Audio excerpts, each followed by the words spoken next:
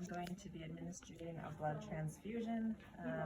So I'm going to check my chart and check my order. I will then gather my supplies for the transfusion. Once I have my supplies together, I can go in the patient's room. I wash my hands and introduce myself. My name is Bryanne. I'm a student nurse, and can you please give me your name and date of birth? And she does. I would provide for privacy, and I would say, Betty, I'm here to start your blood transfusion. We noticed with your labs that your hemoglobin is getting a little bit low, so doctor ordered this 1 unit of blood for you, so I'm going to go ahead and get that going. I understand doctor did come in and already talk to you about the transfusion and what to expect, yes, and I did see that he completed this consent form with you. Did you have any additional questions about that, or do you feel like you understand the process? And Betty says, yes, I understand. I don't have any further questions, and I'm willing to cooperate. And I tell her, okay, that's really good.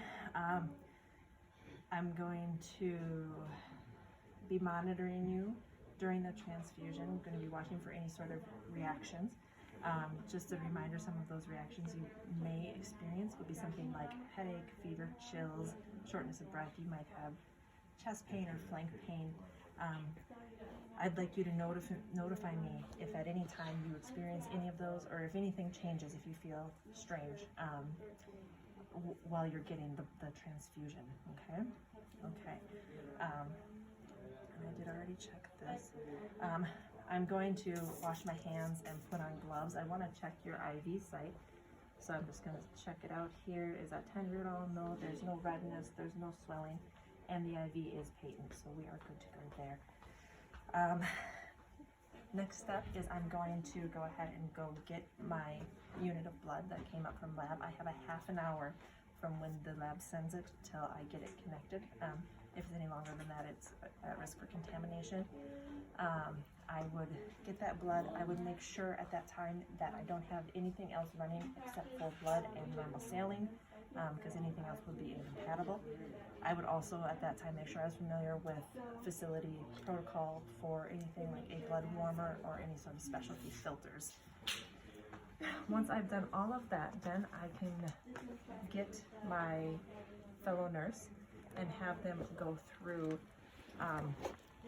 the sheet and my unit of blood and my wristband, just to make sure that we are definitely good for compatibility and things. I would, right before I'd have my nurse come in, I would check Betty's vitals. I would want to make sure that all of her vitals were at baseline, and I would check for lung cells just to make sure there wasn't any fluid retention at this time. So now that I've done that and gotten the vitals checked, now I've gone back and gotten my nurse, and we're going to go through the unit, the sheet, and the wristband. So my nurse is here with me, and we're just going to go through these. I have Betty Jones, date of birth 5/2 of 72. Betty Jones, 5/2/72. Medical record number 224466. Med record 224466. Location HLRL. Location HLRL. And account number is 123456. Account number 123456. Our red arm band number is 456654. Red arm band number 456654. Our patient blood type is B positive. Patient blood type B pos. Our donor pool number is 7890. Donor pool number 7890. Units in that pool is 4. Units in the pool is 4. And our volume to infuse here is 250 ml. Volume is 250 ml. Our blood component is PRBC. Blood component PRBC. And that expires the date of 12/22/2020 at 2000. Expiration of 12/22/2020 at 2000. Donor blood type is O pos. Donor blood type is O pos. Compatibility test is completed. Compatibility test completed. Today, 9/3/2020. 9/3/2020 of data completion. And this is unit 1 of 1. A session, yep, unit 1 of 1. Okay. And at that time, my nurse can leave, I'm gonna check my bag. I'm gonna turn it a few times to mix it, and while doing so, I'm gonna be checking for any debris or clots. This bag looks good. Now I can set up my line.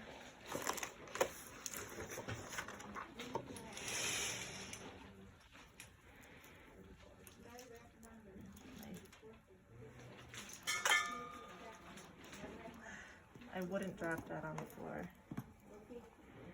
So first I will spike my normal saline without hitting this on anything. My clamps are closed.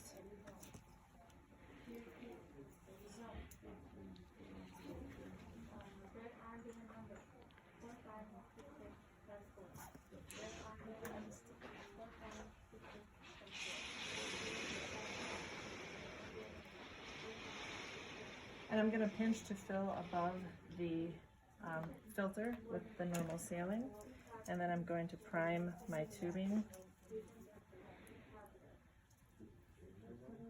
with the normal saline, getting all the air bubbles out.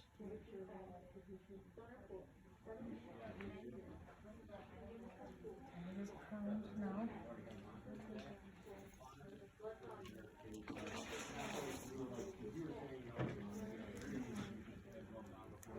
And then next I can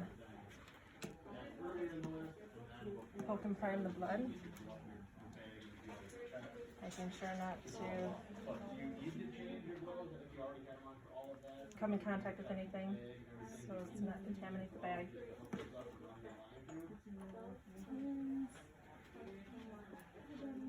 At this point I'm going to clamp my saline, open my blood.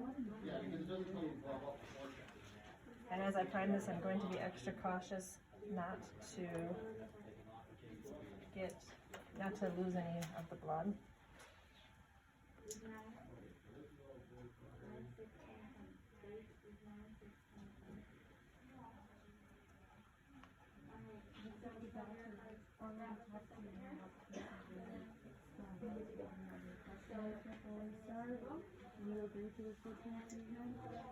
I got lighter, so I can't tell.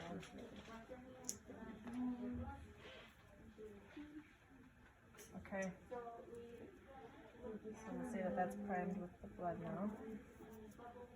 All the way through.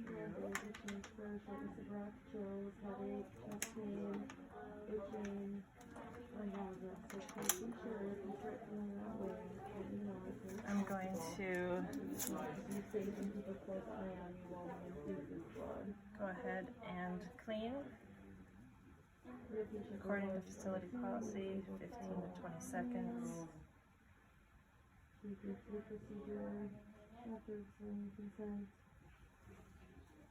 Gonna let it dry. She does have an intravenous catheter, 18 gauge implant that can work for administering blood. And then There. with that much blood here, Now I can go ahead and turn on my make pump. sure that that one is patent and clean. And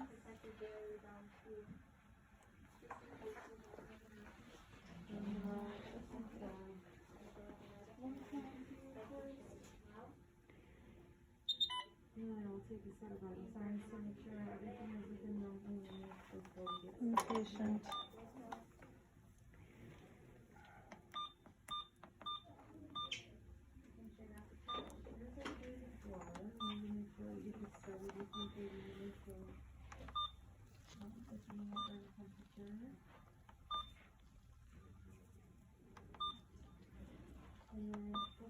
I'm going to start at 50 ml just to make sure that the patient tolerates the transfusion well.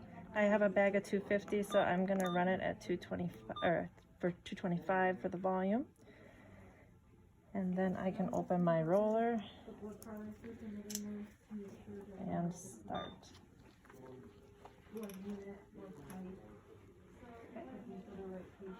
Now, as the transfusion starts, I'm monitoring my patient for any of those adverse reactions that I had discussed with them, including chills, chest pain, flank pain, shortness of breath, headache, fever. and I'm watching them for 15 minutes. At the end of 15 minutes, I will recheck vitals, including lung sounds, to make sure everything is still close, if not at baseline. At that point, if everything is still looking good, I can increase from that 50 ml per hour up to 120. So then I'm just going to go ahead and channel select, and I can pick my rate, and I'm going to switch that to 120 and start at 120 now. I'm going to hang out for a little bit longer, just make sure that that 120 is still being tolerated, and that we're not having any issues now that the rate has increased. When I'm anticipating the bag to be almost empty, I'm going to make a point of getting in the patient room. Also, it will be when it gets close, I'm going to stand and monitor as it finishes off as much of the blood as I can possibly finish. At that point, I'm going to pause it, and I will clamp my blood bag, and I'm going to open my saline, and then I will start it, still at the 120, and I'm going to run it long enough for my normal saline to flush the line, so that, again, Betty gets all of the blood that's even left in the tubing, because we don't want to cut her short on that unit. Once that's all been flushed, then we can be done with this transfusion with Betty. So then I can just go ahead and shut that down. I would take down all of my tubing, my bags, that would all go to biohazard because it is blood product. And I would, I don't know if I actually have to discontinue this, but I would make sure that Betty was comfortable. I would check vitals one last time, including lung sounds, make sure everything is good there. I would ensure her safety to make sure that she didn't need anything else. If she did have a reaction, I would shut off the blood immediately, and I would start the normal saline at the same rate, because I wouldn't want it to clot off. Once that normal saline was running, then I would notify the provider and get further orders to deal with the reaction. If it was a severe enough reaction, I may have to do life-saving measures. Otherwise, it may be things like sending the bag to lab to check the blood, or checking a blood draw on the patient from the other arm to see if there were free hemoglobins, or checking in the urine. I would also have lifespan considerations, such as if the patient was known to be at risk for fluid overload because of something like renal failure or CHF, in which case I would want to ensure that the blood was ran at a slower rate to prevent that overload, but no more than 4 hours total. Once I was done doing the transfusion, I would deglove, wash my hands, and go to chart. I would chart the amount of blood given, the type of blood, the IV site, and the IV size. I would document vital signs. I would document any variances from the norm for the patient. And I would document when I started it, when I stopped it, and I think that is everything that I would do.